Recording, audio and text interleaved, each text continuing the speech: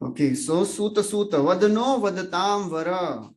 Please tell us this wonderful narration which happened. This Katha Bhagavatim Punyam.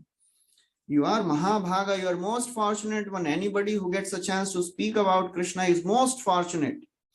Vadano Vadatam Vara. And therefore, please describe this most pious message of Bhagavatam, Katham Bhagavati Punya Yadaha Bhagavan. So why Shukdev Goswami is called as Bhagavan here?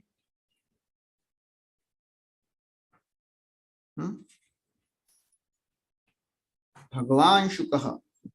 As a respectable person. Hearing from the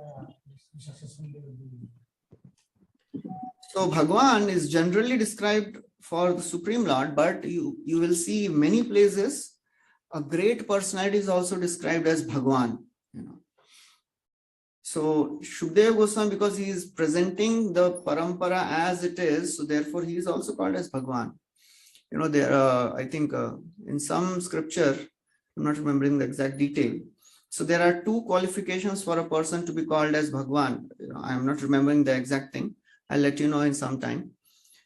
First is if somebody is presenting the parampara as it is, and he is very learned, he is presenting the parampara properly, he can be called as Bhagavan because he is very, very powerful, empowered personality.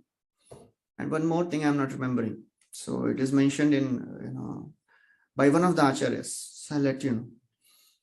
So therefore is called as Bhagavan Shukaha. So Prabhupada writes, there are two types of unbona fide speakers.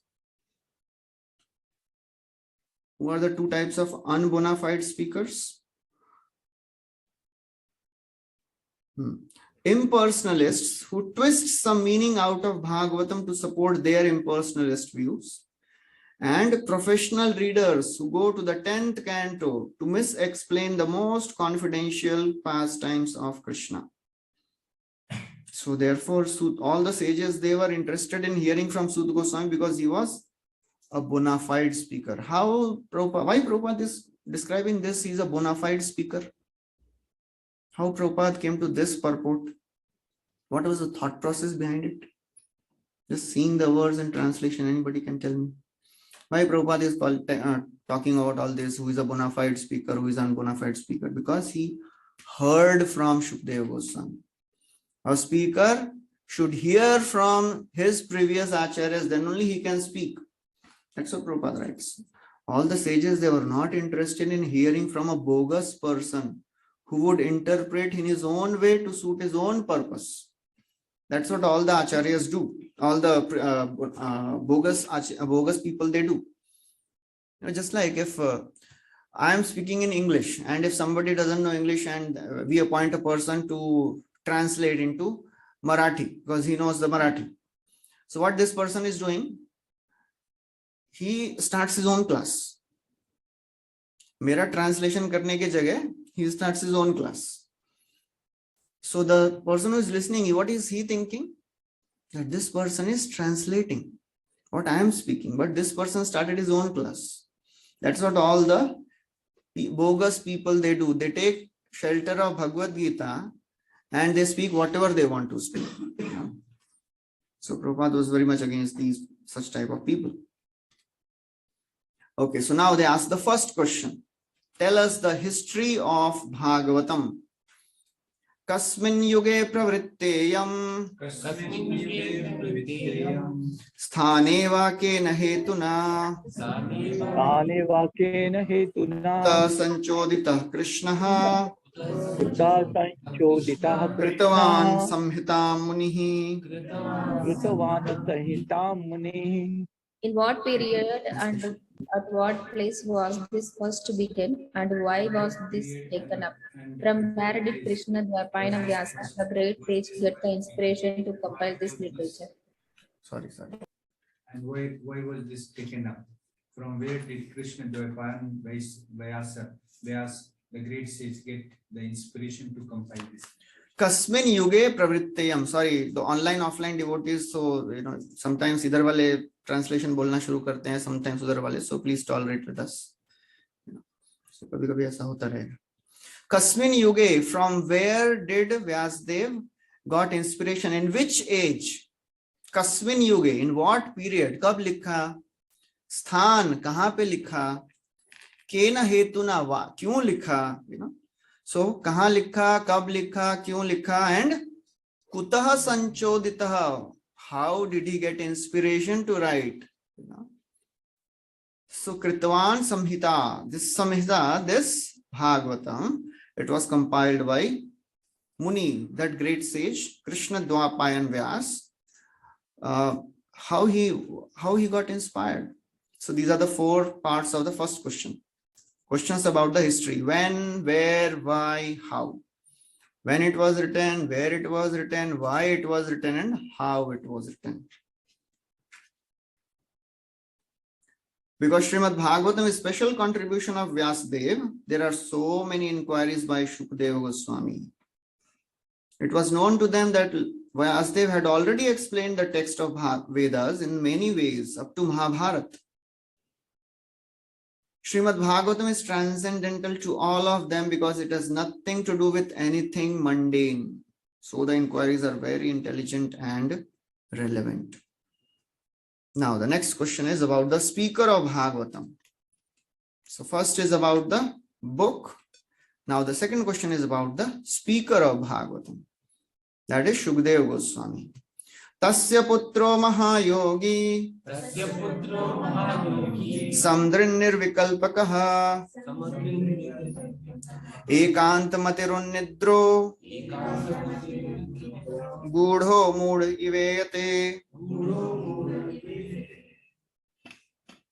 Vyasdeva's son was a great devotee and equibalanced monist whose mind was always concentrated in monism.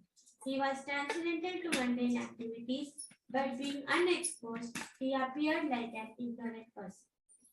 Tasya putro, his son, Vyasadev's son, he was Mahayogi. He was not an ordinary person. He was a great yogi. Samdrik, he was equipoised. Nirvikalpaka, he was an absolute monist. That means he has already realized Brahman. He was already a Brahman realized personality. It was not that he became Brahman realized after hearing from his father Vyasadeva. He was already born self-realized. Ekantmatihi, whose mind was always concentrated in monism. Unnidraha, he was transcendental to all the mundane activities. Gudho, he was unexposed. Moodha iveyate, he was like an ignorant man. So these are the qualities of the Shukadeva Goswami. He was a liberated soul. So the difference between the conditioned soul and liberated soul is, conditioned soul thinks that liberated souls, they are mad. But liberated souls know that these conditioned souls are mad. So that is a difference. वो सोचते हैं लेकिन वो जानते हैं. So therefore, all the people, they were thinking this Shukadeva Goswami is mad person. Otherwise, who will roam around naked? So he was ekantmati, unnidro, gudho, moodha iveyate. He was looking like a madman. Srila Prabhupada, right? Shukadeva Goswami was a liberated soul. He remained always alert, not to be trapped by illusory energy. That's how he walked off as soon as he took birth. Yanisha sarva bhutanam dasyam jagrati sanyami. What is the next line? Yasyam jagrati bhutani sanisha pashyato mune. So what does this actually mean? What does this mean actually, this verse? जब सोते हैं वो जागते हैं, जब वो जागते हैं ये सोते हैं. So what is that? Materialistic person, they were attracted towards the material things and material activities, but they were not at all interested in for the transcendental and spiritual activities. Whereas the transcendental person, one who is spiritual person, he is interested in spiritual activities, but he is sleeping in the mood of for all the material activities. He is not interested. Okay. So thank you. So yeah, just to add to it, the night is a period of inactivity and day is a period of activity. So people who are inactive during some things, and some people are inactive during certain things, and some people are inactive during other things. So when we take devotees and non-devotees, so devotees, they are very much active in spiritual activities, but they are not at all active in material activities. So all the material activities, they are like night for them, you know. And the same thing is for the materialists. They are very active for material activities, but you call them for program, you call them for some satsang, not at all active, you know.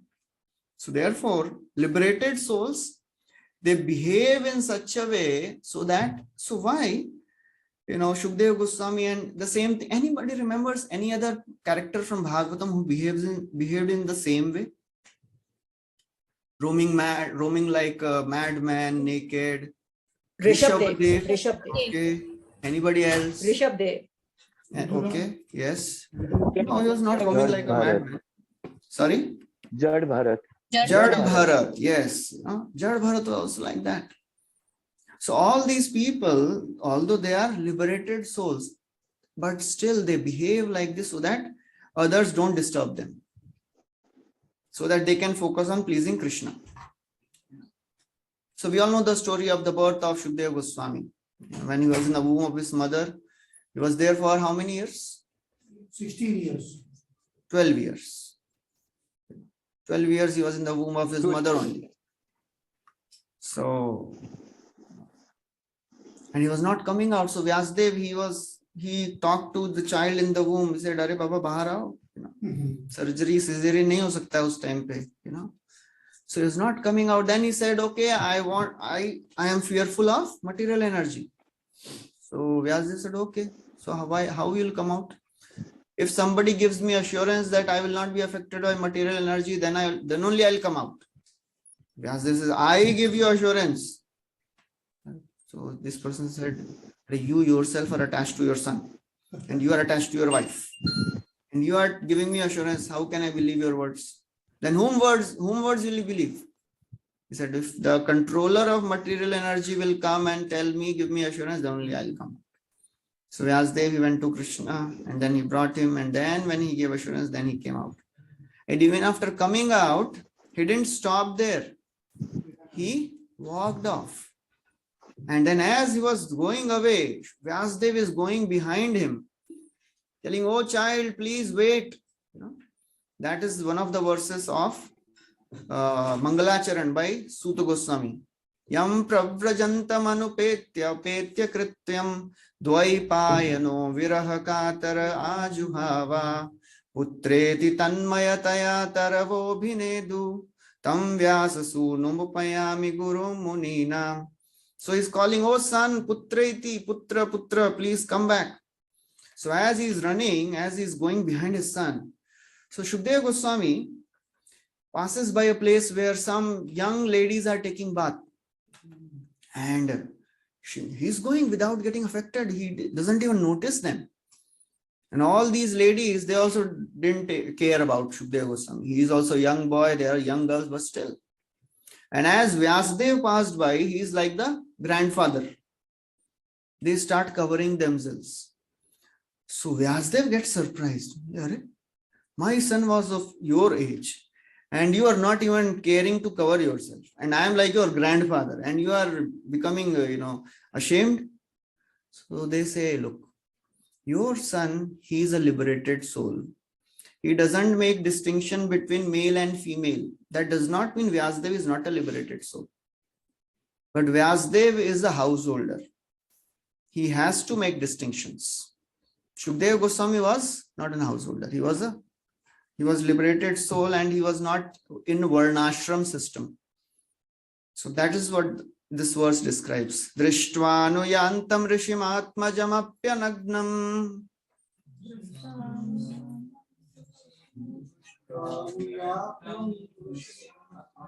Devyorya paridaduna sutasya chitram. Tadvikshya prichati munau jagadustavaste. Stri pumbhidanatu sutasya vivikta drishte.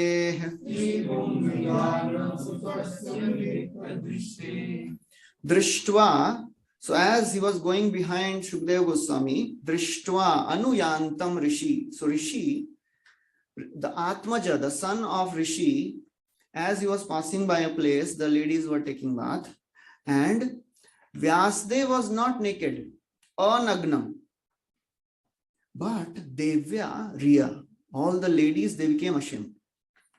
Nasutasya, but sun passed by, they were not ashamed. Chitram, so Vyasdev is astonished. Chitra means astonished. Tadavikshya prichati, so Vyasdev is asking the reason for this. So the ladies, they are telling Jagadustavaste. Jagadustavaste means your son, he doesn't see the difference. Jagadu means you see the difference between male and female because you are in household life. But your son, Stri Pum Vida Na, your son does not make a difference. So that he has Vivikt Drishti. So he has an equal vision. Vishnu Chakravarti Thakur writes, when Vyasdev, he asked them, they said, you make distinctions, thinking this is man, this is a woman. Your son, he does not do this. How does this situation arise? So this is Vishnu Chakravarti Thakur's commentary. He says, they say, your son has pure eyes.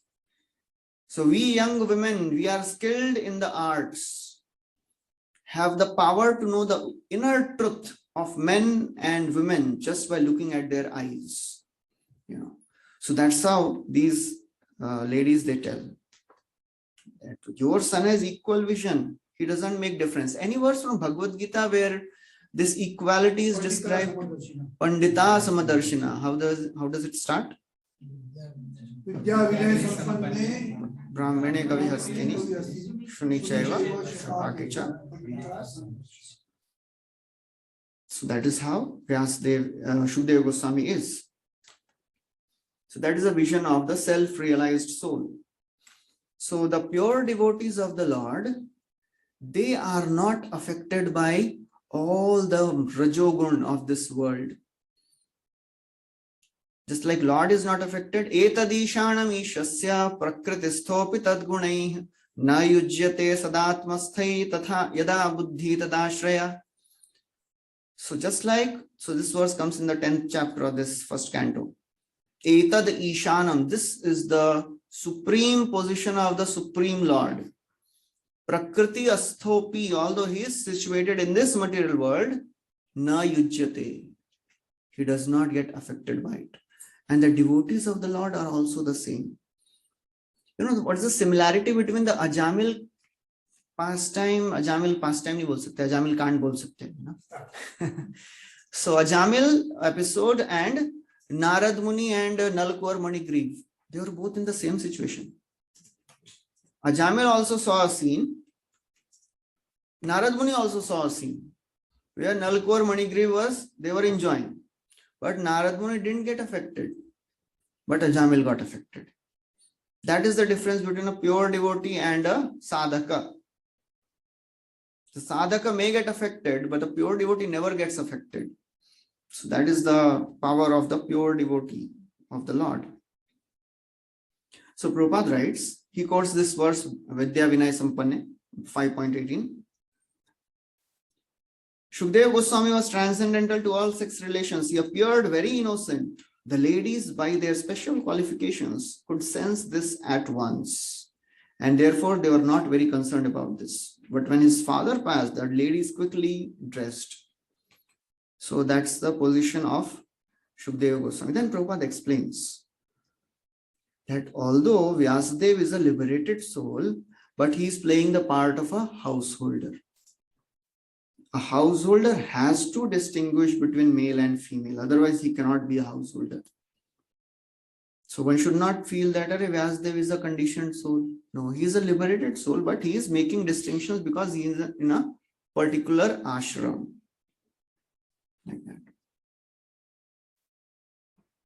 And then Prabhupada writes, as long as such distinctions are there, distinctions of male and female, one should not try to become a sannyasi like Shukdev Goswami. At least theoretically, one must be convinced, theoretically at least, that living entity is neither male or female. You know, anybody knows what is the Hindi word for part and parcel? Hindi में क्या बोलते हैं? पता है? Part and parcel of the Lord. आत्मा को क्या बोलते हैं हिंदी में? जीवात्मा। उसको ना स्त्रीलिंग बोलते हैं ना पुल्लिंग बोलते हैं, उसको स्फुलिंग बोलते हैं ना? स्फुलिंग. So anyways, neither male or nor female. A living entity is neither male nor female. The outward dress is just a made of matter by material nature to attract the opposite sex. So that is the glorious position of Shukdev Goswami. Okay, then he continues further.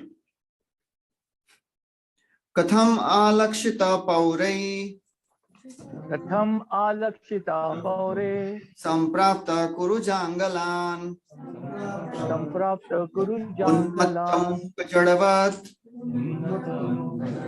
vicharan gajasahvaye. vicharan gajasahvaye. How was he, Srila Sukadev, the son of Vyasa, recognized by the citizens when he entered the city of Hastinapur, now Delhi, after wandering in the provinces of Kuru and Jangala, appearing like a madman, dumb and retarded? Okay, so how was he recognized by the citizens of Hastinapur? He was appearing like Unmat Mook Jadvat. Unmat, mad, mook, deaf, Jadvat means retarded. So he was looking like this, not wearing cloth, all disheveled cloth. So how was he recognized? How was he, what type of reception all the citizens of Hastinapur gave him?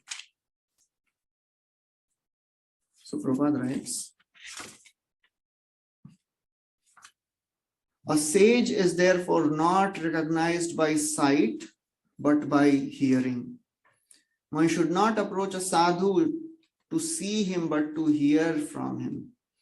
If one is not prepared to hear the words of a sadhu, there is no profit.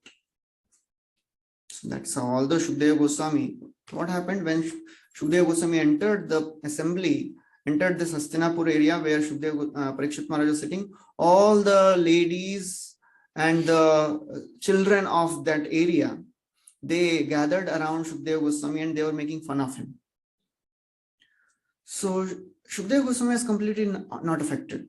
And as he entered this place where Parikshit Maharaj was sitting with all the sages got up.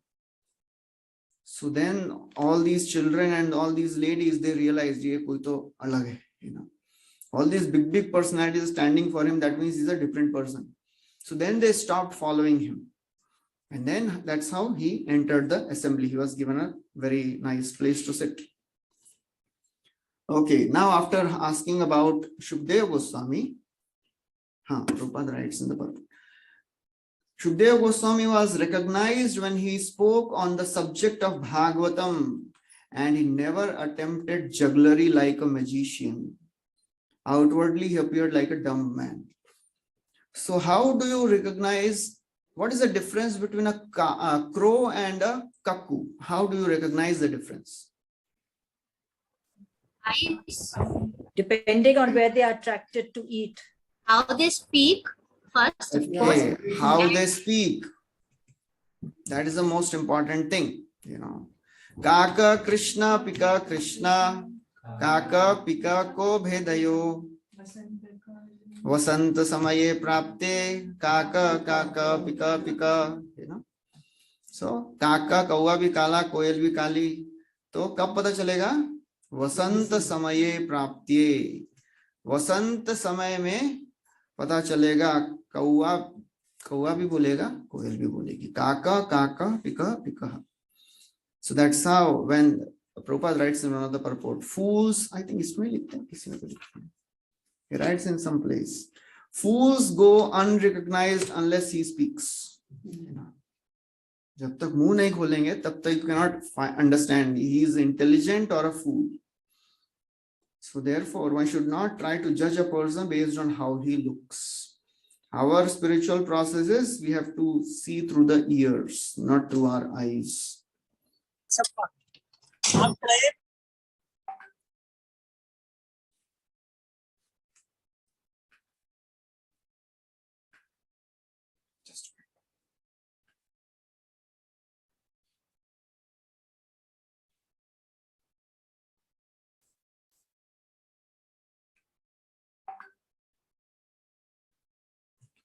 So now after asking about the Shukdeva Goswami, the speaker of Bhagavatam, now he describes about the, okay. Now before asking about Parikshit Maharaj, he speaks two more verses about Shukdeva Goswami. Katham sa pandaveyasya Rajarsher Munina Saha Samvada Samabhutata Yatra Isha Satvati Shrutihi. How did it so happen that King Parikshit met this great sage, making it possible for this great transcendental essence of the Vedas, Bhagavatam, to be sung to him? Okay. So how did it so happen? How did they meet? Why he is asking how did they meet? Because it was not easy to meet Shukdeva Goswami, because Shukdeva Goswami would stay only till the time a cow is being milked. Sa godohanam matram hi griheshu grihamedhinam avekshate mahabhagas Tirthi kurvam stadashramam. Shukadeva Goswami was accustomed to stay at the door of a householder only long enough for a cow to be milked, and he did this just to sanctify the reason. Okay, so why Shukdeva Goswami stayed? Not because he was hungry. He just went to purify the places of these householders, grihasthas. So that is the, Prabhupada writes a very strong purport here, between a renunciant. What is the relationship between a renunciant and a householder? Somebody can read this translation, purport. Shukadeva Goswami met Emperor Parikshit and explained the text of Srimad Bhagvatam. He was not accustomed to stay at any householder's residence for more than half an hour at the time of milking the cow, and he would just take alms from the fortunate householder. That was to sanctify the residence by his auspicious presence. Therefore, Shukadeva Goswami is an ideal preacher established in the transcendental position. From his activities, those who are in the renounced order of life and dedicated to the mission of preaching the message of Godhead should learn that they have no business with householders save and except to enlighten them in transcendental knowledge. Such asking for alms from the householder should be for the purpose of sanctifying his home. One who is in the renounced order of life should not be allured by the glamour of the householder's worldly possessions and thus become subservient to worldly men. For one who is in the renounced order of life, this is much more dangerous than drinking poison and committing suicide. So if a preacher goes to a householder's house, how much he will be affected depends on the advancement of that person. So therefore, Prabhupada gives a very high standards here. They have no business save and except to enlighten them in transcendental knowledge. That's why Shukadeva Goswami was staying at any householder's place only to enlighten them. And Prabhupada gives a very powerful quotation here. It is more dangerous than drinking poison and committing suicide. Nishkinchanasya bhagavad bhajanonmukhasya param param jigimashor bhavasagarasya sandarshanam vishayinam athayoshitam cha ha hanta hanta vishabhakshanatopya sadhu. So this verse is quoted in Chaitanya Charitamrita. Nishkinchanasya, anybody who has given up all the attachments of this world, Bhagavad Bhajan Unmukha, and he is advancing on the Bhagavad Bhajan path. Param Param, why? He wants to cross this ocean of material existence. Bhavasagarasya. Sandarshanam Vishainam.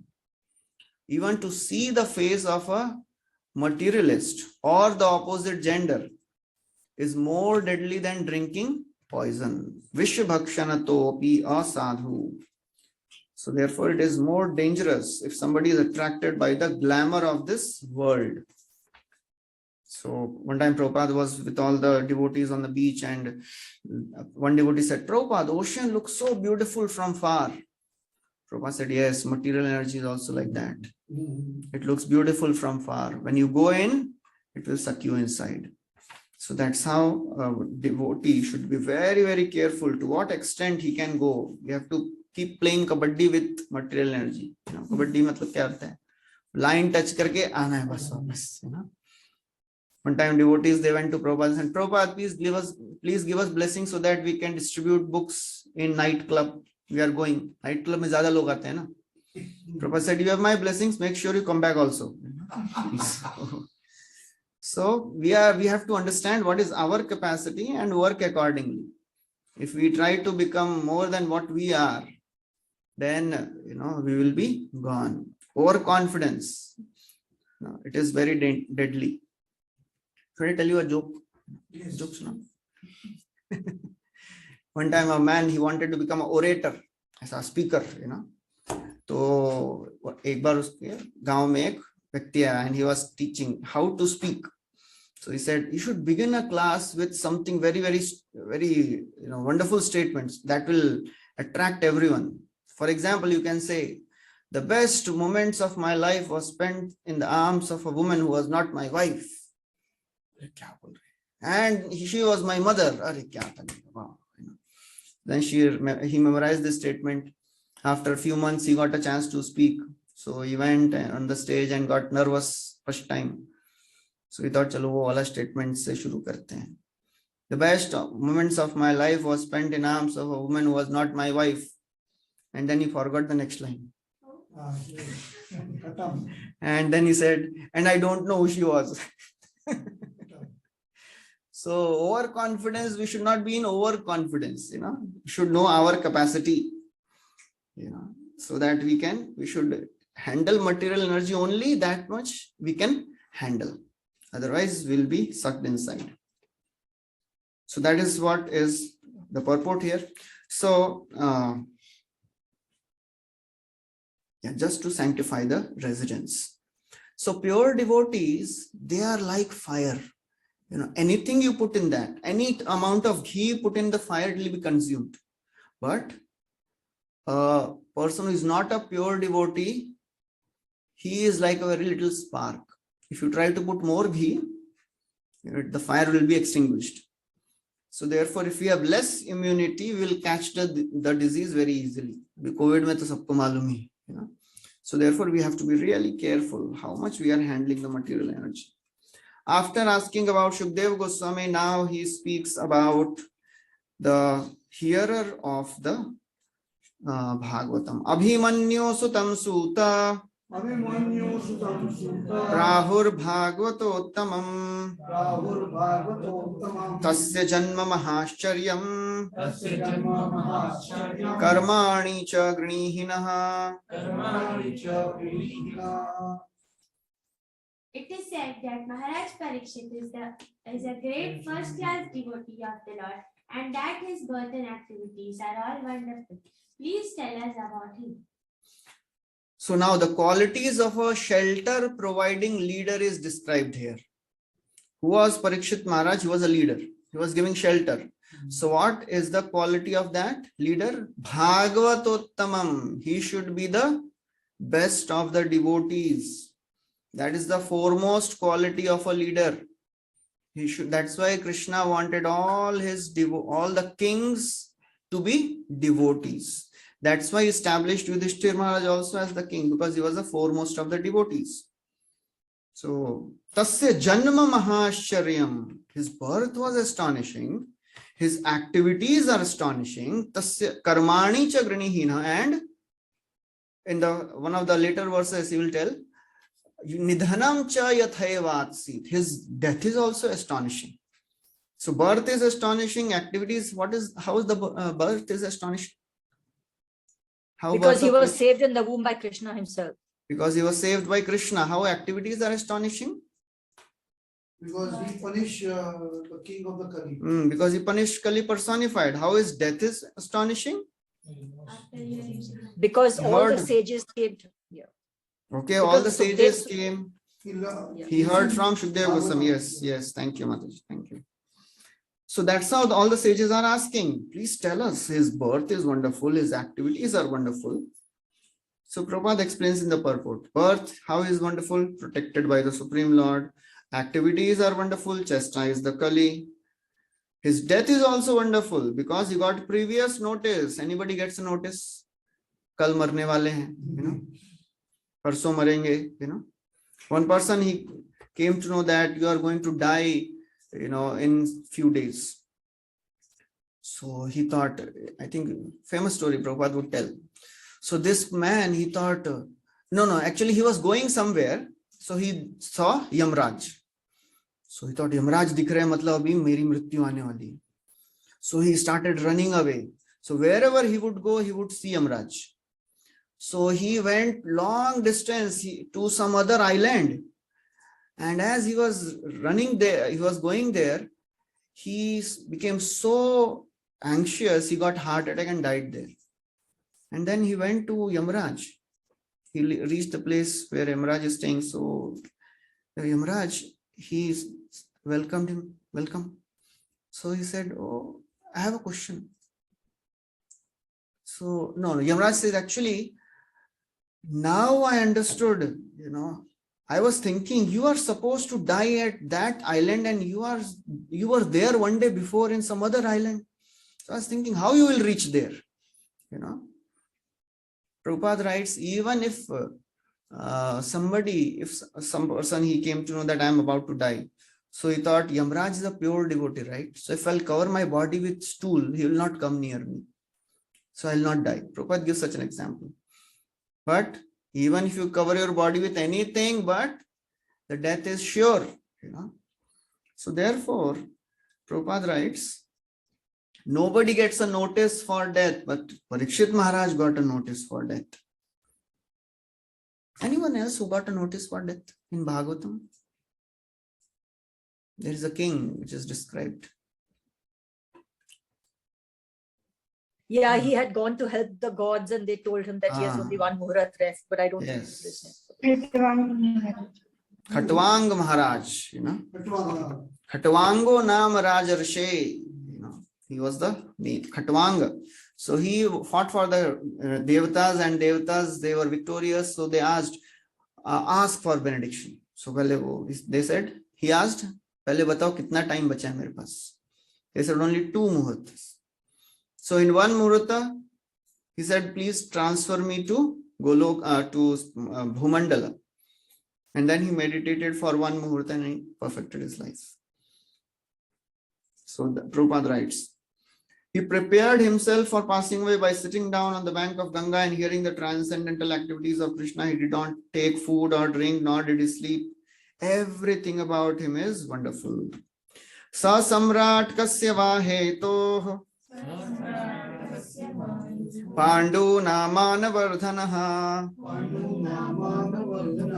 Prayopavishto Gangayam Anadritya Dhirat Shriyam. He was a great emperor and possessed all the opulences of his acquired kingdom. He was so exalted that he was increasing the prestige of the Pandu dynasty. Why did he give up everything to sit down on the banks of the Ganges and fast and kill it? Okay, so Samrat, he was a king. He was not an ordinary personality. He was giving shelter to so many. Kasya vaheto, for what reason? It was not that he was not famous, he was bringing defame. No, Panduna Manavardhana. He was increasing the pride of Pandu dynasty. Praya Upavishta.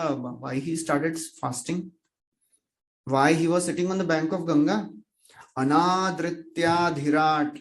Anadritya, neglecting all his opulences.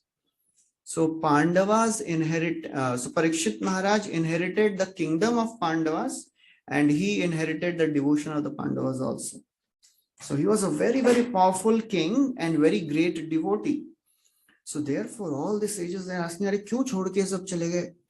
What was the reason? Because he was not an ordinary personality. He was a Bhagavatottama. He was giving shelter to so many, and Krishna wants his devotees to become kings. One time Prabhupada was speaking to the reporters, and he was telling that he was talking about some of the communist country where some riots and everything was going on. So Prabhupada was very angry and he was speaking very strongly. So reporter asked, "So Swamiji, who should be the king according to your understanding?" Prabhupada said, "Me. I am supposed to be the king of the world." That was the conviction of Prabhupada. One time Prabhupada said, and actually, we should try to become independent. This country, this Mayapur, we should buy land. We should make the country of Mayapur. And in this country, we'll have our own currency. We'll call it as Chaitanyas. And, and we will have the business. We will make deities of Lord Chaitanya and Nityananda. We will sell them. And we will declare independence from the entire country. And that's how we will make this country of Mayapur. Prabhupada had lots of ideas. So therefore, all these sages, they are thinking, why this Parikshit, he gave up everything? Because he was not an ordinary king. It is described about Yudhishthir Maharaj when he was ruling. Even cows, they would give milk without being milked. Anybody has seen cow giving milk without being milked? अपने आप दूध दे रही है, देखे कभी? हाँ, वो तो आता है, लेकिन देखे हैं कभी? I have a video. Please remind me at the end of the class. I'll show you that video. They give milk actually when they are happy. Cows are happy. It is described. Kamam vavarsh parjanya sarva kama dughamahi shishichu sma vrajan gavo payasodha swati muda. Kamam vavarsh parjanya. The rains would come amply. Sarva kama dughamahi. All the land was fertile. The cows would muddy the field with their milk without being milked. So that was the position of the Yudhishthir Maharaj's kingdom. And the same is about the Parikshit Maharaj also. Then they continue. They are still astonished. क्या ऐसा छोड़ के क्यों चले गए सब? नमन्ति यत्पादनिकेतम आत्मनः शिवाय हानीय धनानि शत्रवः कथं स वीरः श्रियमङ्गदुस्त्यजाम् युवैष तोत्स्रष्टुमहो सहासुभिः टंग ट्विस्टर है उधर युवैष तोत्स्रष्टुमहो सहासुभिः translation He was such a great emperor that all his enemies would come and bow down at his feet and surrender all their wealth for their own benefit. He was full of youth and strength, and he possessed insuperable kingly opulences. Why did he want to give up everything, including his life? So he was not an ordinary king. He was supreme. Namanti, big kings would come and bow down their heads and the helmets in front of Parikshit Maharaj. Shivaya, for their own welfare, they would come. Because they knew that Parikshit is a great king. He's a great devotee. So if we offer our respects to Parikshit, it is for our benefit. Shivaya Haniya Dhanani Shatra. They would bring their wealth also. They would bring their all the nice gifts. Katham Saviraha. Why then this king who was very powerful, Shriyamanga Dustajam, he gave up everything. And it was not that abhi budhe ho gaye isliye. No, yuvai shatot srashtum. He was very youthful. How did he give up all that? Why he want to give up? Because he was not just maintaining himself, he was maintaining the entire kingdom also. That will be described in the next verse. Shivaya lokasya bhavaya bhutaye ya uttama shloka parayana janah jivanti natmarthamasau parashrayam umocha nirvedya kutah kalevaram.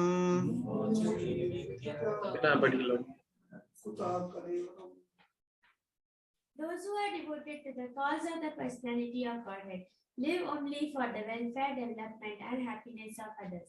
They do not live for any selfish interest. So even though the Emperor Parikshit was free from all attachment to worldly possessions, how could he give up his mortal body which was shelter for others? Shivaya, he was working for the welfare of everyone. Lokasya bhavaya bhutaye. Under his kingdom, everybody was flourishing. And not only that, he was Uttam Shlok Parayan. He was a great devotee of the Lord. Then, Jivanti na Atmartham, he was not living for himself, he was just living for others. Why he gave up that body which was the shelter of others? So Prabhupada writes, there was nothing undesirable in the life of Parikshit. He was a young man, he had all the powers, and he was loved by everyone. He was a great devotee. Everything was wonderful in his life. It was not that he was frustrated, abhi chhod do, abhi kya kuch raha hi nahi hai, abhi ja, will take sannyas. No. So why he gave up everything? So devotee of the Lord has automatically all the good qualifications. Which verse tells this? Anybody knows this verse? Devotee develops all the good qualifications.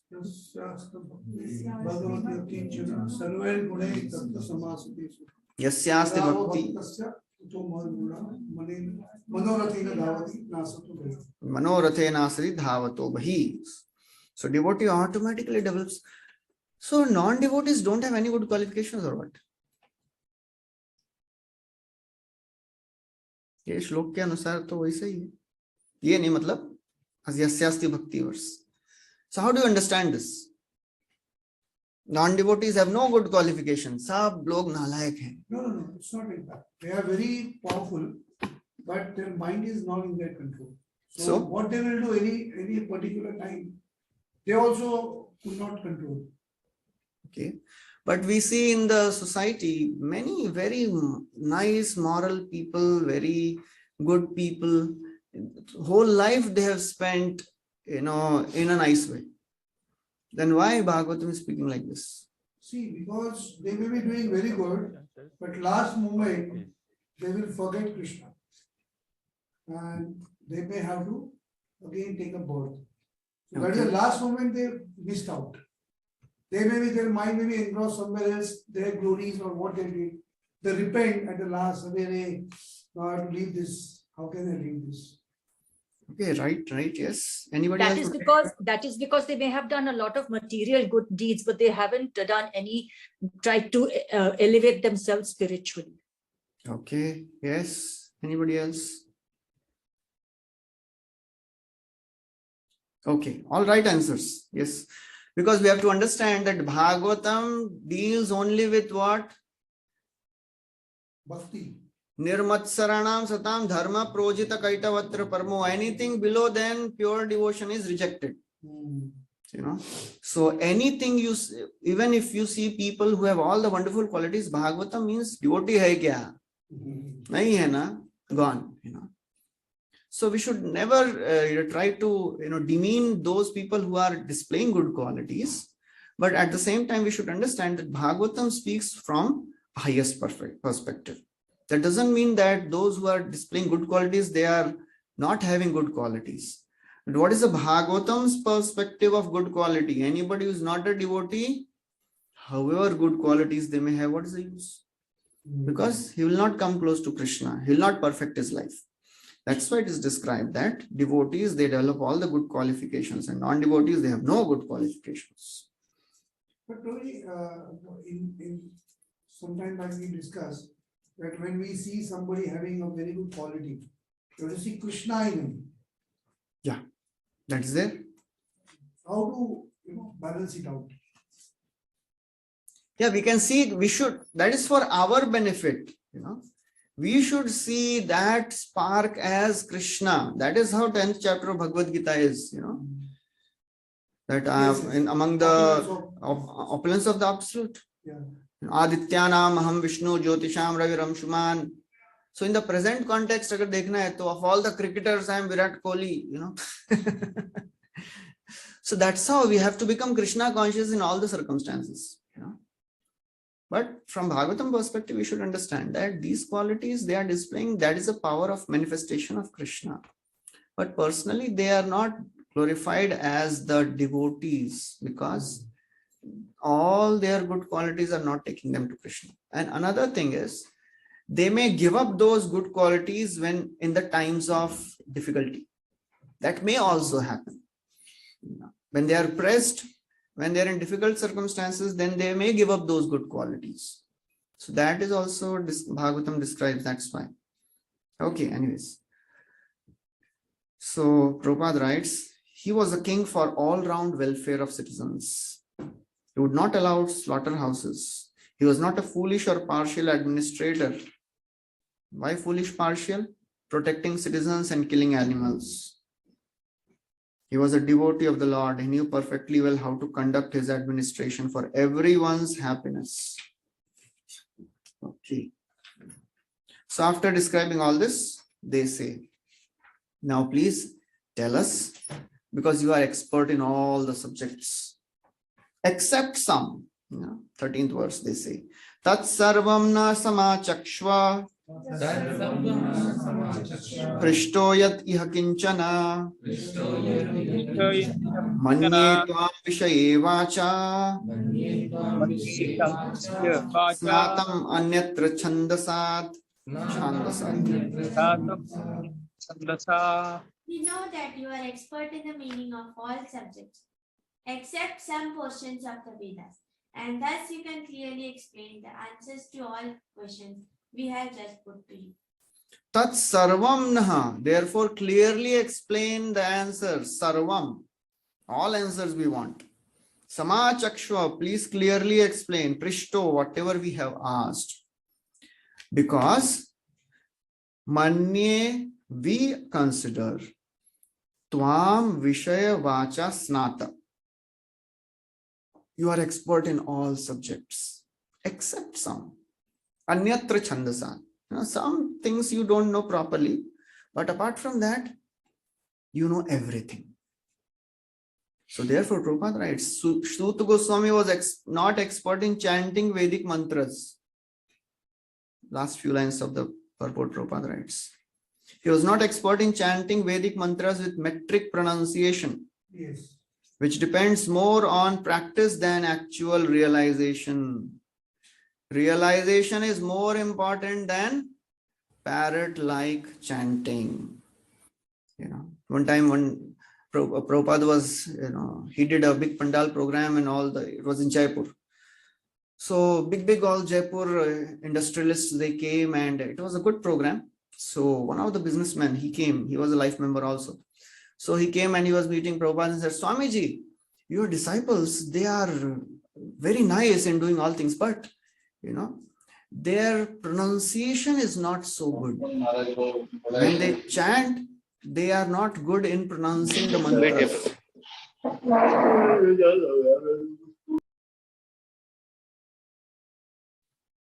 They are not good in pronouncing the mantras. So Prabhupada said their pronunciation may not be good, their renunciation is very good. One person came and said, Prabhupada, I was sitting in the class and he was an outsider. Swamiji, I was sitting in the class and I saw that 100% of the time all your disciples were sleeping. Prabhupada said, 100%? This person said, 95% of the time they were sleeping. Prabhupada said, just see, 5% they have listened and what they have done. They have given up everything and they have become like this. What you have done? Can you imagine if they hear 100%, what will happen? So that is how Prabhupada was very, very encouraging. One time, Kaushalya Mataji, she arranged this Pandal program in Jaipur.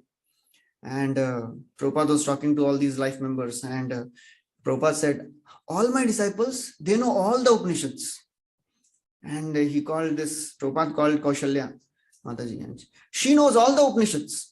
So she was thinking, abhi 4 mantra to aata hai mereko, Prabhupada bolte hain all the Upanishads. Kaushalya start reciting. So Kaushalya Mataji, she knew 5 mantras of Upanishad only. So anyways, Prabhupada बोले तो शुरू करते हैं ओम पूर्णमद पूर्णमिदम, then ईशावास्यमिदम सर्वम, then second क्या है कुर्वन्नेव कर्माणि जिजीवेशेत समा, और उसके बाद हो गया, So she reached 5th one, and then Prabhupada said, okay, stop it. That means you know everything. And she was sweating inside. Abhi kya hoga? Abhi chauथा बोल दिया, पांचवा बोल दिया. And Prabhupada said, okay, that means you know everything. So that's how Prabhupada was. So Prabhupada says realization is more important than parrot-like chanting. We may keep on chanting for millions of lifetimes, but if there is no realization, what is the use? All of you must have seen some parrots chanting, right? They're expert. But when we serve devotees, then our knowledge becomes realization. Artha bhavam vinishchitya pratitasya pinatmanaha tacchapi yushmacharana sevayaham paranude. So that is what Vidura is telling to Maitreya. Whatever I have heard from you, that will become realization if I serve you. Artha bhavam vinishchitya. Artha ka abhav ho jayega if I will not serve you. Sevayaham paranude. Yat sevaya bhagavataha kutasthasya madhudvisha ratiraso bhavet tivra padayor vyasanardana. By serving the great devotees like you, yat sevaya bhagavataha, the Supreme Lord who is situated in everyone's heart, he will be revealed. So that's how the knowledge will become realization when we serve. Otherwise, it will be a parrot-like chanting. So Prabhupada is defending our acharyas, Suta Goswami. He may not know some parts, but what is the problem? Prabhupada himself writes in one place, in the 5th chapter it will come. In that verse, Tadvag Visargo, Janatag Viplavo, Yasmin Prati Shlokam Abadhavat. Even if it is not composed properly.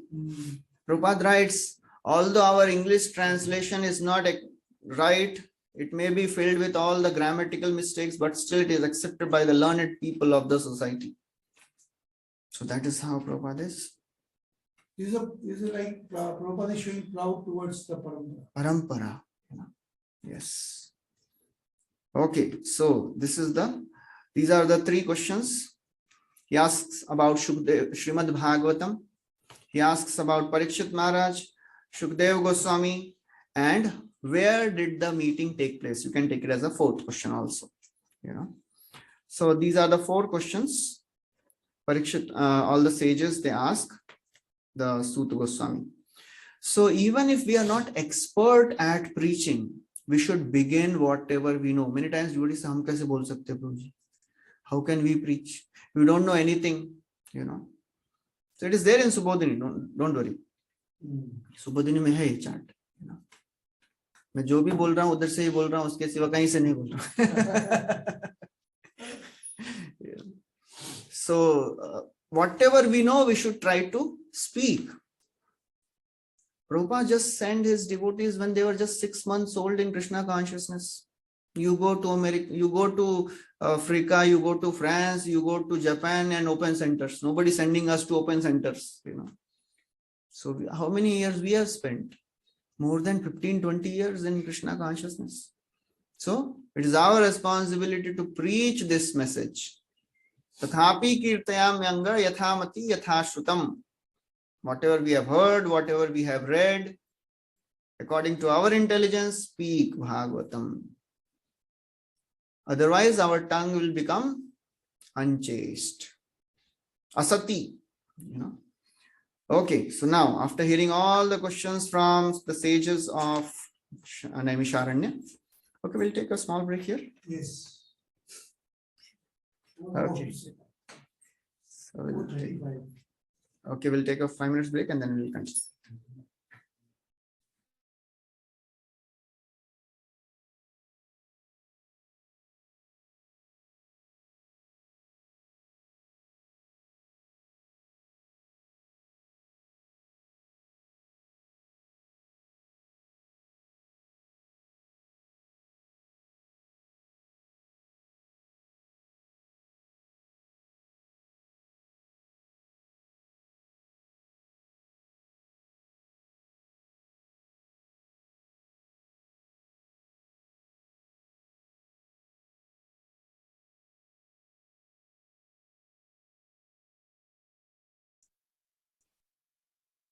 Anyways. So therefore people, they think that, oh, we are also Chaturvedi, हम 4 वेद पढ़ लिए हैं. तो he said, no, Chaturvedi means मैं जब job पे जाता हूँ ना, तो प्लेटफॉर्म पे पहुंचने के लिए 4 वेदों को लांघना पड़ता है. 4 प्लेटफॉर्म लांघ के जाता हूँ, इसलिए मेरा नाम चतुर्वेदी है.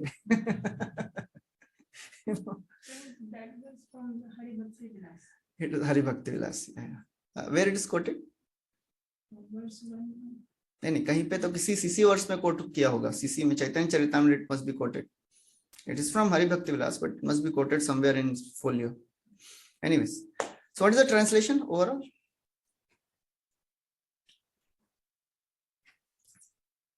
Or I'll search. Translation of पढ़िए. translation. नहीं है? Okay, just a minute, I'll find out. It is quoted in CC Madhya Leela, verse 20. It is from Padma Puran. व्यामोहाय चराचरस्य जगतस्तेते पुराणागमा ताम ताम एव हि देवताम परमिकाम जल्पन्तु कल्पावधि सिद्धान्ते पुनरेक एव भगवान विष्णु समस्त आगम व्यापारेषु विवेचन व्यतिकरम नीचेषु निश्चीयते. There are many types of Vedic literatures and supplementary Puranas. In each of them, there are particular demigods who are spoken as the chief. This is just to create an illusion for moving and non-moving living species. Let them perpetually engage in such imaginations. However, when one analytically studies all these scriptures, he comes to the conclusion that Vishnu is a supreme Lord. So therefore, if somebody is not reading properly, he will not be able to understand. Okay. Therefore, the subject matter is understood by persons who are exceptionally in the mode of goodness. So as they could see people in general, they are all mode of passion and ignorance. So how they will understand? So let me write down all these Vedas. Stri Shudra Dvija Bandhunam Traina Shruti Gochara Karma Shreyasi Mudhanam Shreya Evam Bhavediha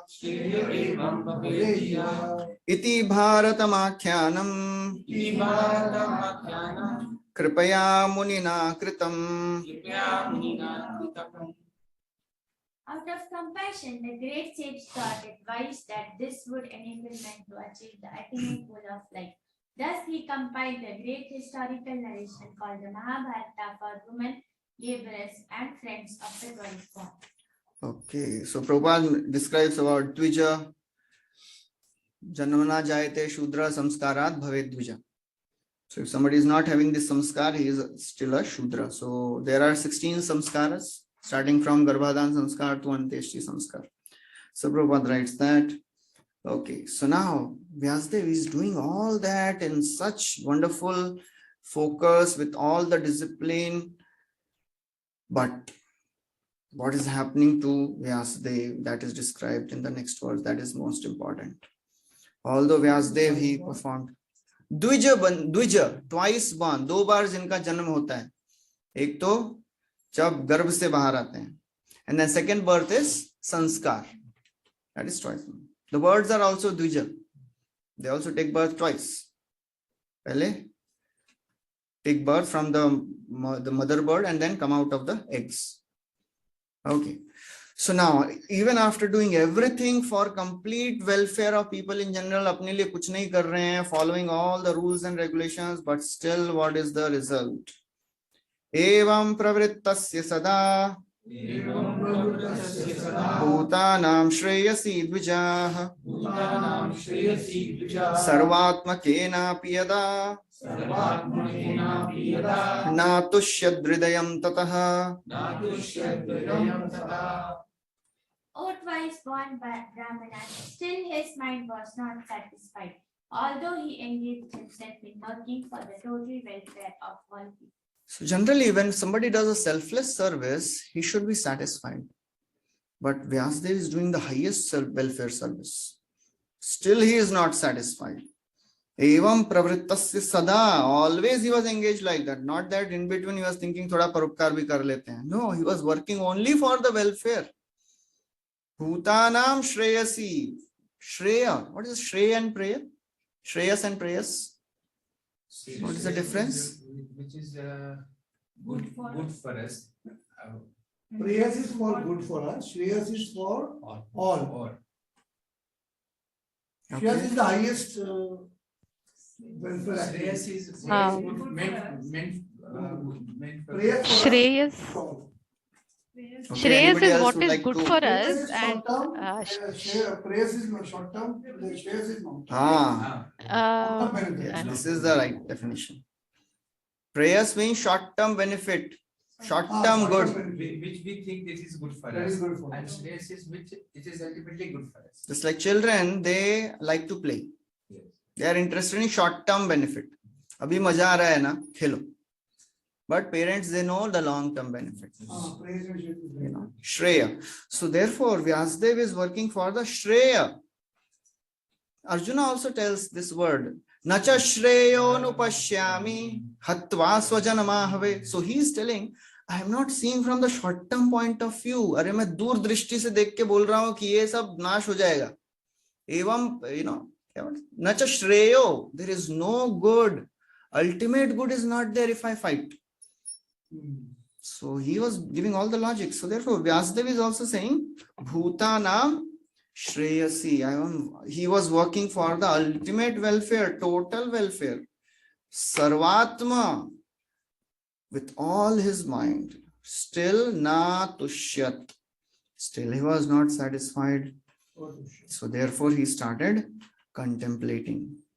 So that is the job of every spiritual practitioner. We should contemplate what is the problem. Why still I am not advancing? Why still I am not developing taste? Is there some problem in my practice? If yes, then we should work on it. If no, then we should continue the same without getting discouraged. So that is a regular contemplation which every devotee should do.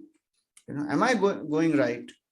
Because the taste is still not there. Am I offending somebody? Am I not coming up to expectations? Am I not putting my full 100%? So sincere, regular contemplation is very important. So Vyasadeva, he is also contemplating. What he is contemplating? Very important. Nati prasida dridayaha sarasvatyastateshu chau vitarkayan viviktastha idam chovach dharmavit. Thus the sage, being dissatisfied at heart, at once began to reflect, because he knew the essence of religion, and he said within him. Okay, he was dissatisfied. He knew what is the essence of the religion, that is Krishna. So he began to reflect. Although Vyasadeva, he did right. He was doing the right thing. He was doing working for the welfare. But he didn't do the best. He did good. He didn't do this. He didn't give his best. Although he described Krishna throughout the Vedas, Vede Purane Chaiva, Vede Ramayane Chaiva Purane Bharate Tatha Adav Ante Cha Madhye Cha Hari Sarvatra Giyate. In all the Vedas, in Ramayana, Mahabharata, Puran, सब जगह आदि अंत मध्य सब जगह हरि का गुणगान हो रहा है. But still he was not happy. Because he didn't glorify Krishna enough. He glorified Krishna, but not enough. So satisfaction comes when we repeatedly glorify Krishna, not just once. When Krishna is repeatedly glorified, Munaya sadhu prishtoham bhavadbhi lokamangalam yakrita Krishna samprashno yena atma suprasidati. Who is saying this? Sud Goswami is telling to the sages. What a question you have asked. Because these questions are for the welfare of people in general. They can only satisfy the mind. He atma suprasidati. So repeated glorification gives satisfaction. So the more we glorify Krishna, the more we will be satisfied. Not just 2 घंटा 16 माला हो गया ना बस कल तक देखना नहीं इसको. That's it.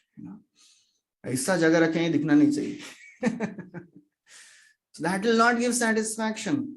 If you are just doing as a ritual, then Krishna will say, okay, ye thamam prapadyante. If you are making business, I'll also do business only. Hey, one question. Here again, Vivikta word has come for last about 25 shlokas, 3 times it has come. What is it? Vivikta word has come 3 times, and every time the meanings are little different. Vivikta means basically in secluded place. Here, I think it is secluded place. When previous shloka it is said purified. Okay. Yeah, so basically a secluded place in the jungle is generally a purified place.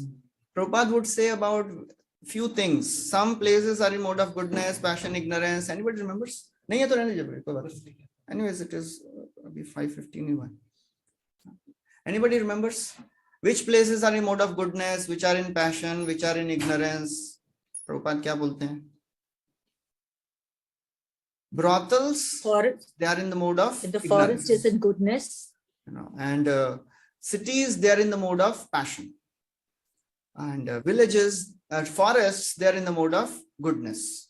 And temples, they are transcendental. So generally forests, they are considered to be in the mode of goodness. Because there are no passionate activities going on. You can meditate on the Lord in a peaceful environment. Okay. And yeah, you said you have to glorify Krishna repeatedly, continuously. So how to do that? वही कर रहे हैं ना हम लोग. नहीं अभी जो 3 मिनट आपके साथ नहीं अभी नहीं. It all starts, so whatever time we have, basically how we are utilizing our 24 hours. How to do that? What specifically we can do it? To glorify Lord. Of the 9 limbs, whatever we can, we should do. Smaranam, I think, is more possible. Every Prabhupada writes in one of, thank you. Prabhupada writes in one of the purports, I think I was reading in the 2nd canto or somewhere. Out of these 9 things, every devotee has a particular liking for a particular, limb of devotional service. I think it is there in CC, sorry, in Chaitanya Charitamrita. So there are no hard and fast rules. Anybody, if somebody likes chanting, chant, reading, read, hearing lectures, hear bhajans, hear, take darshan of the Lord, okay.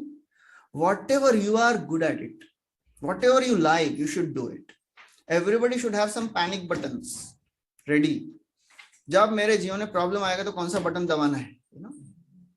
You should not search for अभी आग लगने पे कुआं नहीं खोदना है. अभी क्या करूं अभी?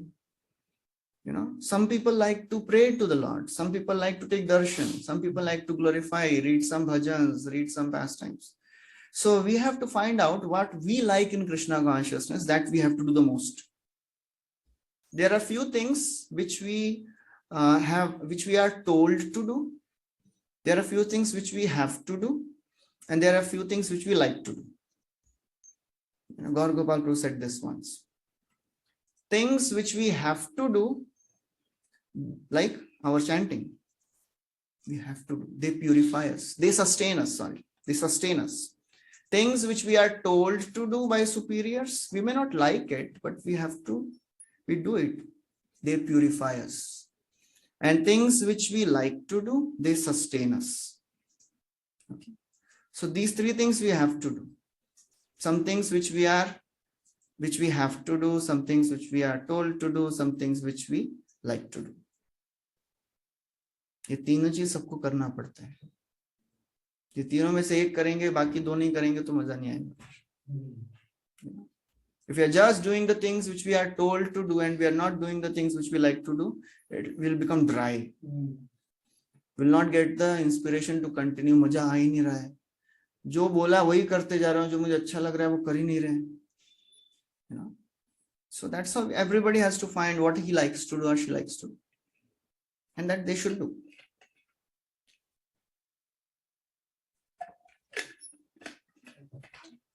Okay, so now Vyasadeva is contemplating. Dhritavratena hi maya. So now he's thinking, what is happening? Dhritavratena hi maya. Vritavratena hi maya. Chandamsi guravognayah. Manita nirvyalikena. Grihitam chanushasanam. Bharata Vyapdeshena Hi Amnayarthascha Pradarshitah Drishyate Yatra Dharmadi Stri Shudradhivirapyuta. I have, under strict disciplinary vows, unpretentiously worshipped the Vedas, the spiritual master and the altar of sacrifice. I have also abided by the rulings and have shown the import of disciplined succession through the explanation of the Mahabharata, by which even women, Shudras and others, friends of the twice born, can see the path of religion. Okay. So now he's contemplating, I am following all the rules and regulations, following all the disciplinary activities, but still I am not happy. What is the reason? He's very strict, very austere. He's just working for the welfare. Prabhupada writes a very important point in the purport. No one can understand the import of the purport without having undergone a strict disciplinary vow and disciplic succession. So strict vow and disciplic succession, they are very, very important to understand the purport of the Vedas. Prabhupada, he would always tell, I am like a postal peon. I am not adding anything, I am not subtracting anything. I am just giving as it is. One person came and said, Swamiji, I have read your Bhagavad Gita. It is exactly like Ramanujacharya's Bhagavad Gita. Prabhupada said, thank you very much. Actually, he was telling, copy kiya apne, But Prabhupada, he took it as glorification. To copy is our right. That is our copyright. So whatever we hear, we have to speak it. Not adding anything, not subtracting anything. So that is how we can understand. The Vedas, spiritual master and altar and sacrificial fire must be worshipped. But still he is saying, Are itna sab karne ke paschat bhi I am not satisfied. Tathapi batame dahyo. Hiyatma chaivatmana vipuhu. Asampanna iva bhati. Brahma varchasya sattamaha. I am feeling incomplete, though I myself am fully equipped with everything required by the Vedas. Tathapi, although I am doing everything according to the Vedas, still Atma Chaivatmana Vibhu. Whatever is required, I am doing everything, but still Asampanna. I am not satisfied. So that is the contemplation of Vyasadeva. Although I have done everything, but still there is some problem. So this shows a sincere practitioner, when he contemplates, he actually attracts the mercy of the Lord. He may himself come to the right conclusion. That's how Vyasadeva will also come to the right conclusion himself. In the next verse, he tells, I think I have not explained Bhagavatam enough. So he comes to the conclusion himself. But our conclusions should be confirmed. Our convictions should be confirmed by the authorities. We may reach to the convictions and conclusions, just like Parikshit Maharaj, when he gave up everything and sat on the bank of Ganga, and all the sages, they came. Parikshit Maharaj said, I have decided to fast till death. So he says, please tell me what is the right thing to do. So Parikshit Maharaj, he has taken his decision, but still he is taking the permission. He is confirming his convictions from all the authorities. So when a person is really sincere in his practices, he may land up into confusion sometimes.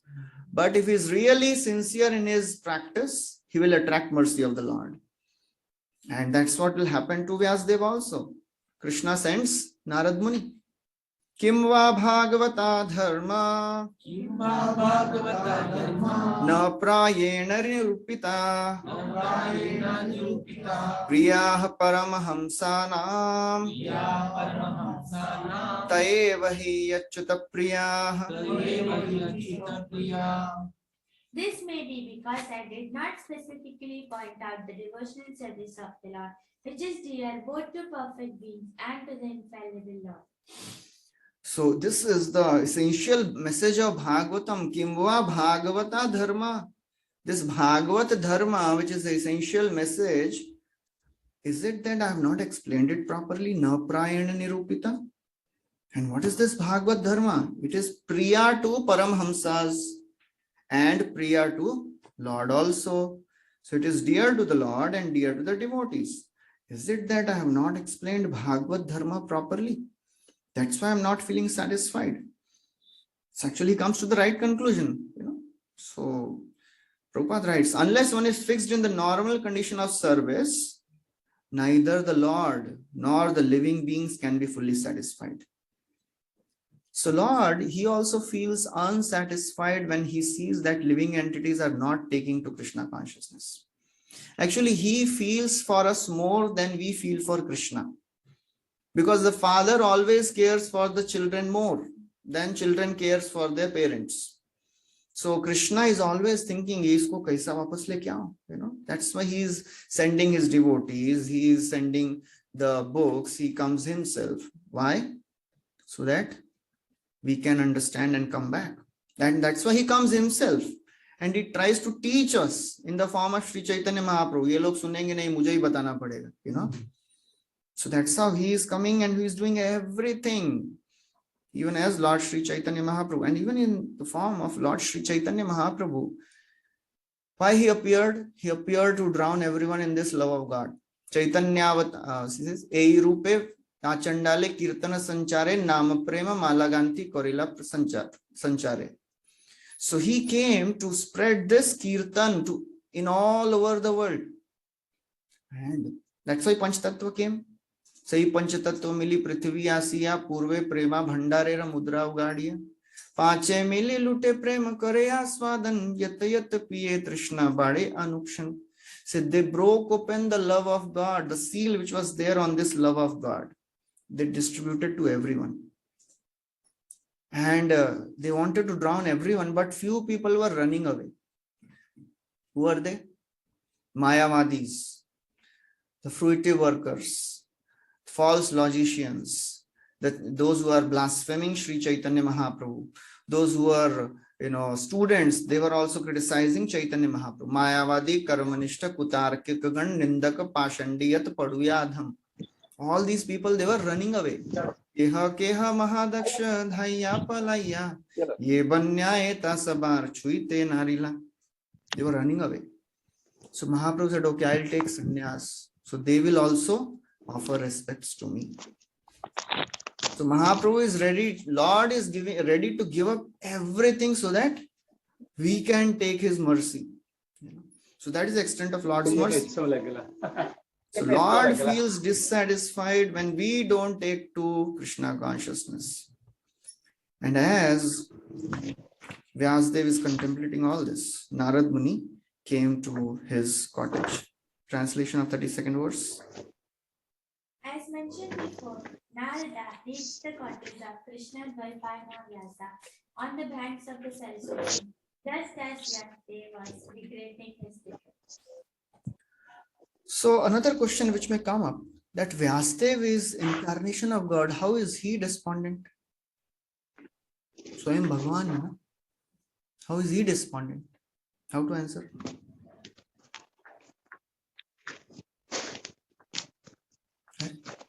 Something? Please repeat the question. Vyasadeva just is the a avatar leela. of Krishna.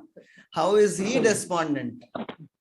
Because Krishna has made him feel despondent as something like his Yog Maya potency has made him feel despondent so that the Bhagavad could be revealed to sorry. everybody.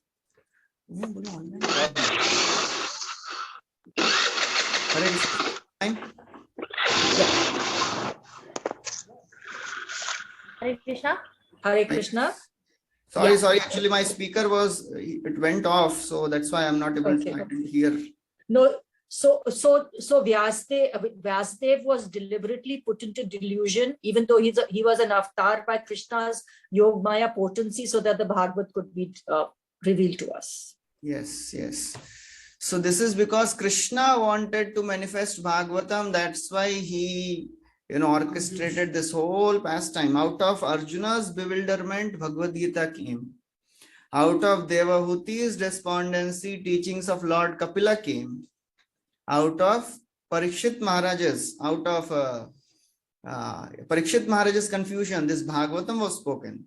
Out of Yudhishthir Maharaj's bewilderment, Bhishma spoke all the Bhishma Parva chapters, So that is how we have to understand that Lord puts his devotees into bewilderment so that something wonderful can come out for the welfare of people in general.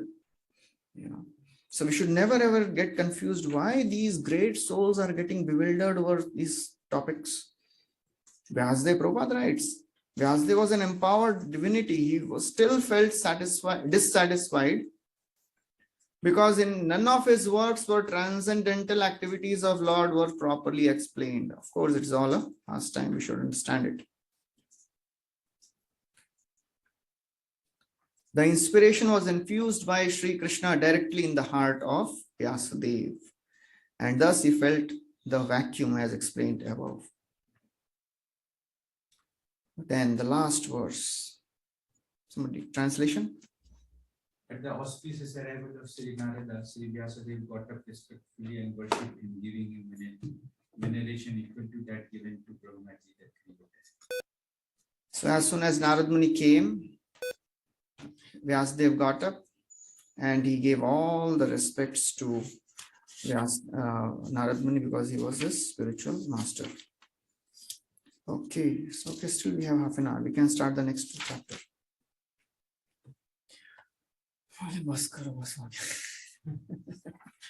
Okay, so should we continue?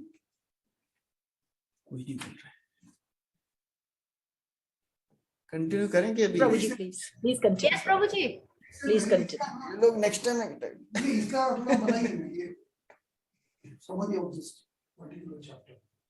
Okay. That will be better. एक दो वर्ष ले लेते हैं. Then we'll do the summary of this chapter. Okay. For 15 minutes. Okay, we'll continue. So now Suta Goswami, he continues the narration. So the 5th chapter is a very, very interesting and important chapter. Lots of important verses are going to come in this chapter. Narad Muni is about to glorify Bhagavatam in wonderful ways, and he is going to speak his own wonderful story. Very, very interesting story.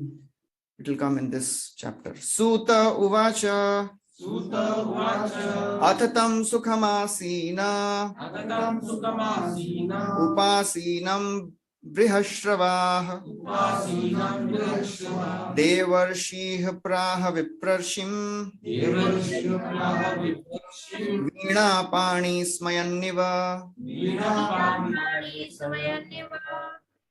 Suta Goswami said, thus the sage amongst the gods, Narada, comfortably seated and apparently smiling, addressed the Rishi amongst the Brahmanas, Vedavyasa. Okay, so now Narad Muni is Vyasadeva is despondent and Narad Muni is smiling. Just imagine if you go to your counselor or some senior devotee बोले प्रभु जी बहुत problem चल रहा life में, and he starts smiling. So how will you feel? Like क्या प्रभु जी मैं यहाँ पे रो रहा हूँ और आप हंस रहे हैं, you know? Anybody can remember any other scenario? Krishna smiles. Krishna smiles and Arjuna is. And he is smiling. Smile. Prahasanyava Bharata. So he is as if smiling. Why he is as if smiling? Grave also was seen. Because Krishna. He is his friend also. Okay. No, कोई बच्चा बोलता है कुछ बड़ी बड़ी बातें कहता रहता है, but father जानता है कि ये सब ऐसे ही बोल रहा है। Okay. तो Krishna Because he was at a level of a friend earlier, but then he became a disciple in the 2.7. Yes. Yes, Mother, you were speaking something. Same. Yes. So Krishna was thinking, Arey, he is my friend, you know. When your friend comes and tells something, Arey, kya problem? You can laugh at it. So he wanted to laugh because Krishna and Arjuna, they are friends. But now the position has changed. Now the friend has become the master. So therefore he wanted to laugh, but बोले अभी तो गुरु है, गुरु का position मेरे को दिया है, तो मैं हंसूंगा तो जरा और दुखी हो जाएगा. So he is controlling his laughter and just smiling. So Narad Muni here is also described as smiling. Veena pani smayanyeva. Narad Muni bajaye Veena Radhika Ramana Name. So Veena, Narad Muni always has Veena. What is the name of Narad Muni's Veena? Anybody knows? Devadatta. It will come in this chapter only. I think in the next chapter. Devadatta Mimam Veenam. So Narad Muni himself tells. So Narad Muni is smiling not because of criticism. He is assuring. Sometimes when you ask a question to some person and he smiles because you know that kya question pucha. Easily I will tell you. You have some normal charger, mobile ka jo charger rehta hai. Anybody carries? See, nahi, normal. Or maybe Krishna may be smiling because he is anticipating such kind of queries from Oh, I have. मैं सब कुछ लेके चलता हूँ. You are organized. बस इसका charger का हाँ लैपटॉप में भी लगेगा. Yes.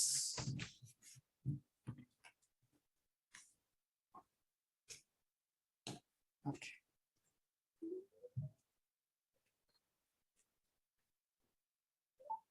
Okay. So therefore Narad Muni, he was smiling because he knows, the predicament of Vyasadeva. Just like as Prabhuji said, father knows, छोटे बच्चे का क्या problem होगा, छोटे problem होगा, इसको तो ऐसे ही solve कर देंगे, So Narad Muni is assuring that I can answer your doubts, don't worry. Even before you tell me your questions, I know the answers, It happens, sometimes you go to some person and before you complete your question, बोले answer ready है मेरे पास, बोले Prabhuji सुनो तो मेरा question तो सुनो. That's why even if you know the answers, it happens many times. We are in so hurry in answering the doubts of somebody, we don't even hear. Even if we know the answers, we should hear. Tat shrinu.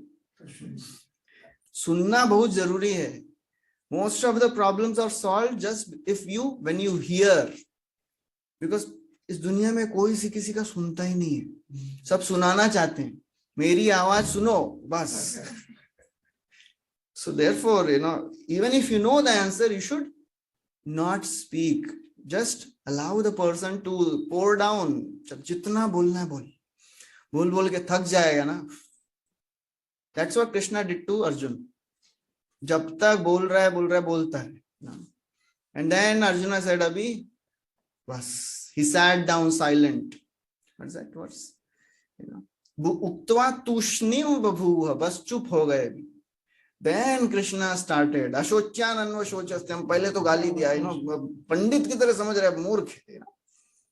So when you allow people to speak, then they feel, abhi mera suna Prabhuji. So even if you know the answer, you should not speak. You should allow the person to speak. That is the art of when you are counseling someone.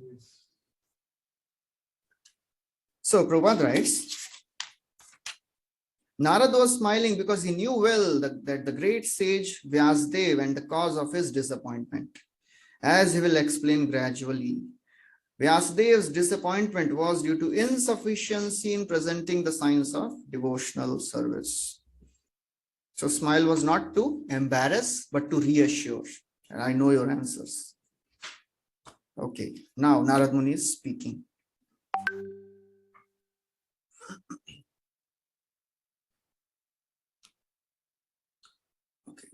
There. Narada Uvacha Parasharya Mahabhaga Bhavatah Kacchidatmana Paritushyati Sharira Atma Manasa Evava.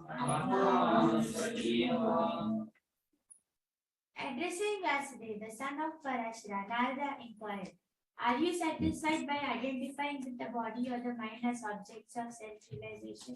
O Parasharya, Parasharya means son of Parashar. You are Mahabhaga, you are most fortunate one. You know, actually, Narad Muni is smiling, but he is speaking very heavy words.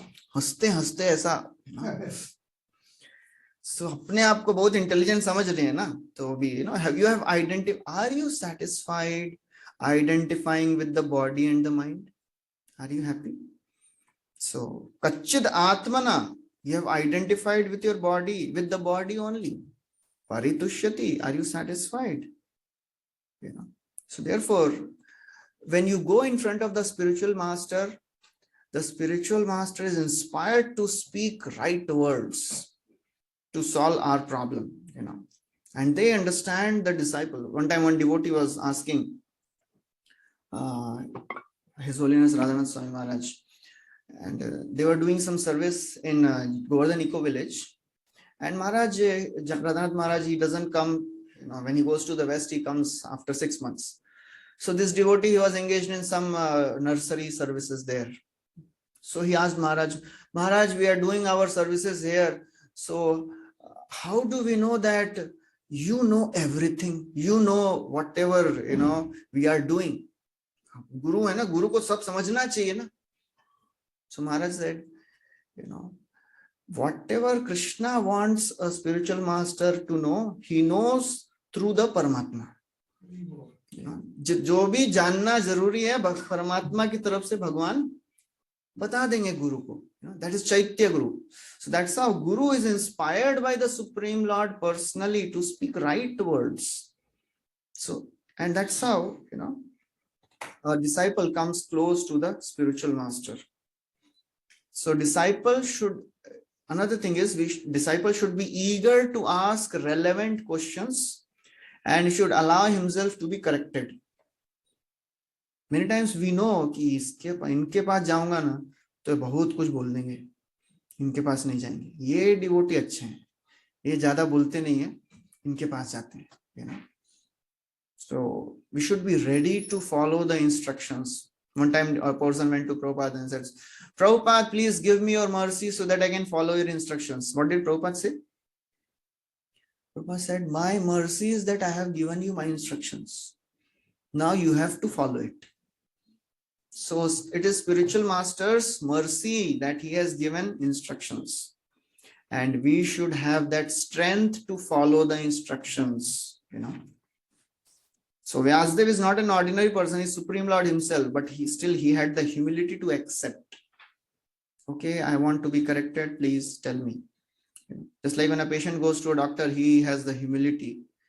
वो जाके doctor को बोलता नहीं है, doctor मुझे ये problem है, इसका आप ये मेडिसिन ये है ना, ठीक है ना मेडिसिन, ऐसा कोई बोलता है क्या doctor? No, he is in the mood of surrender. So Narad Muni is first chastising Vyasadev that you are thinking that you are very wonderful. Are you satisfied?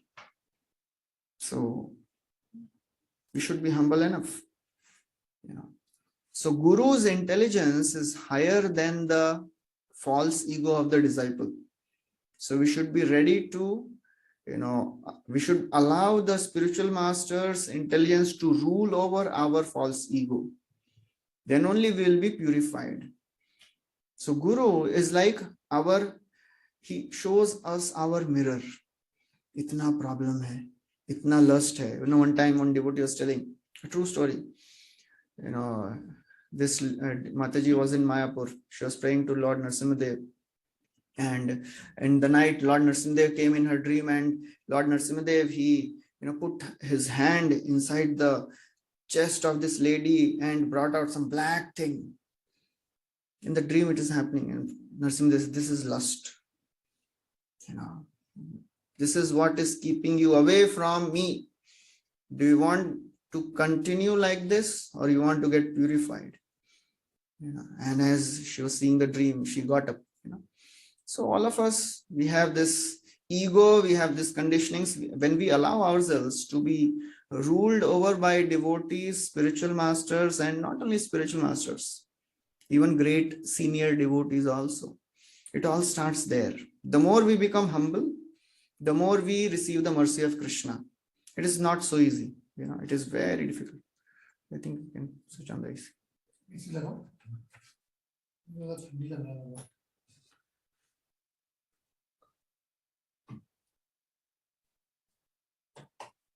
बोलते हैं ना being a Prabhupada writes, being a great son of great father, he should not have identified with the body. Parashar Muni was a great Muni, so Vyasdev should not have identified with the body and the mind. Ordinary men with poor fund of knowledge can identify with the body, but Vyasdev should not have done so. One cannot be cheerful by nature unless one is factually seated in self-realization. Prabhupada writes in one of the purports, a devotee should be joyful. That is the nature of a devotee. If he is not experiencing Krishna, he cannot be joyful. Think on hua kya? Okay. So therefore, we should be happy. If somebody is not experiencing Krishna, he will not be happy. So that is very, very important. So now he continues. Jigyasitam susampannam apite bhagavad adbhut apite mahadadbhutam kritavan bharatam yastvam sarvartha paribrahmitam. Your inquiries were full and your studies were also well fulfilled. And there is no doubt that you have prepared a great and wonderful work, the Mahabharata, which is full of all kinds of Vedic sequences elaborately explained. This is the art of giving a feedback. How to give feedback. First, you should glorify the person. If somebody comes and says, Prabhuji, kaisa kiya, gadbad kiya, kya bataiye, kuch kaisa presentation diya. So, सबसे पहले कितना नालायक ऐसा कोई बोलता है, No, first glorify him or her, कुछ अच्छा बोलिए उसके बारे में. That's what Narad Muni is doing here. You have perfectly followed the scriptures. He glorifies Jigyasitam, you have fully inquired, you are well versed. Apite Mahadadbhutam, you have done a great, wonderful job. क्या आपने वेदा इतना सारा वेद लिखा है, पुराण लिखा है, you have done such a wonderful thing. Sarvartha paribrahmitam, you have fully explained everything. So Prabhupada writes, despondency of Vyasdev was certainly not due to lack of knowledge. He knew everything. You wrote Mahabharata, you know everything about dharma, artha, kama, moksha. Dharmecha, arthecha, kamecha, mokshecha. There is a verse, Whatever is there in Mahabharata, what is there everywhere you will find in Mahabharata. What is not there in Mahabharata, you will not find anywhere. Anything about dharma, artha, kama, moksha, you will find in Mahabharata. So Vyasdev knew everything. So Narad Muni is glorifying. Jigyasitam adhitam cha Brahma yattat sanatanam tathapi shochasyatmanam akritartha iva prabho. You have fully delineated the subject of impersonal Brahman as well as the knowledge derived therefrom. Why should you be despondent in spite of all this, thinking that you are undone, my dear Prabhu? My dear Prabhu, he's giving respect also. My dear Prabhu, you are doing such wonderful activity. You have delineated Brahman, you have delineated the topic of soul very nicely. Why you are despondent? You have done everything properly. So then, Vyasdev, after hearing all this, he says, whatever you have told about me is right. I have done everything nicely, but still I am not satisfied. What is the problem? Please tell me. After hearing glorification, somebody should not say, "Arey, barabar bol raha hai, lagta hai main aise hi soch raha hu." He says, no, actually there is some problem. Astyeva me sarvamidam tvayoktam तथापि नात्मा परितुष्यते मे तन्मूलम अव्यक्तम अगाध बोधम पृच्छामहे त्वां भवात्म भवात्म भूतम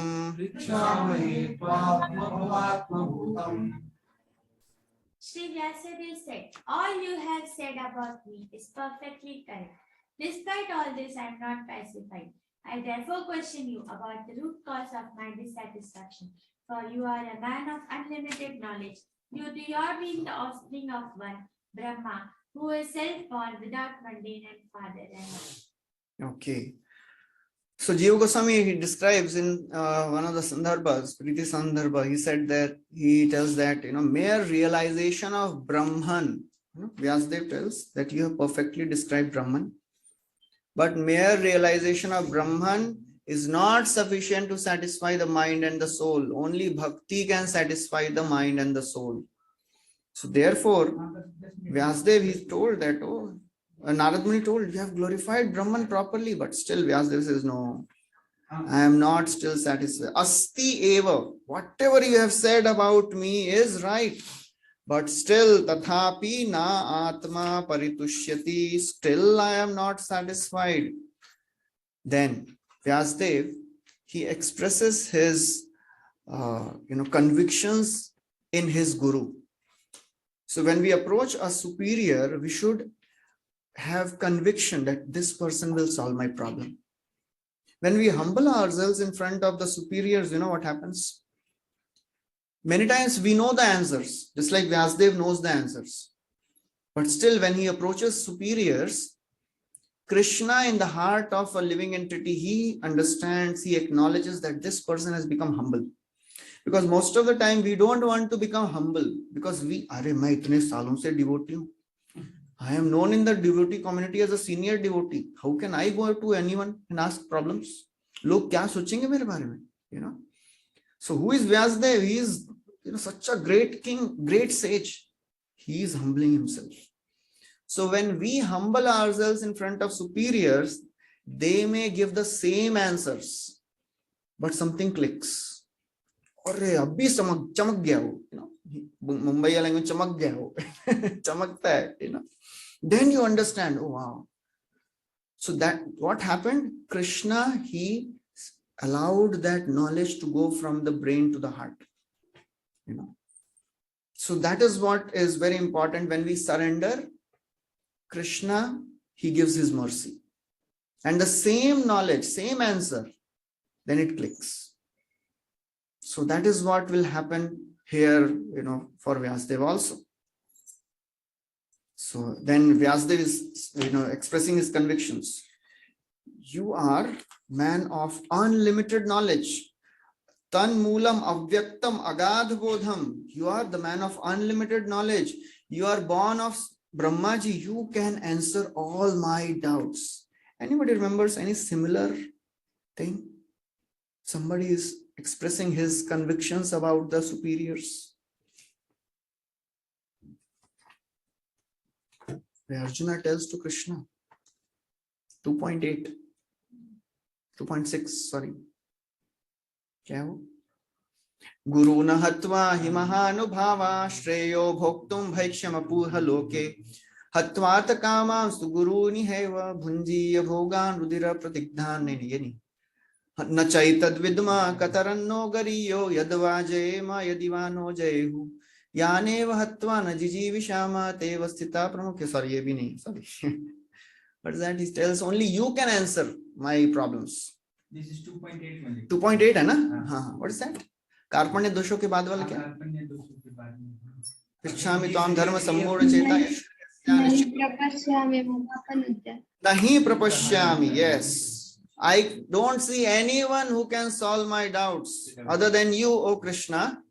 Yashre nahi prapashyami mamapanudya yashokam uchchoshanam indriyanam avapya bhumao sapattam riddham rajyam suranam. So that is how a disciple should have conviction that only you can solve my problems. And that is what Vyasadeva is doing here. He is telling only you can solve my problem. So that's how a disciple should be convinced of the Guru's greatness. Half of the problem is solved when we humble ourselves and surrender. Most of the time when people, they have some mental issues, when they go to psychiatrists have the tough time making the person convinced that you have a problem. So that is the half of the problem. मेरे को problem है ही नहीं, So that's how when we understand that we are in problem and we surrender, that is the half of the problem solved. All knowledge disseminated in the material world is related to body or the mind. That is the root cause of all despondency. Okay, so we'll stop here. Thank you very much. Hare Krishna, Srila Prabhupada ki jai, Srimad Bhagvatam ki jai. Anybody has any Hare question? Krishna Prabhuji. Hare Krishna. Hare Krishna Prabhuji, Dhanvat Pranam. Hare Krishna Prabhuji.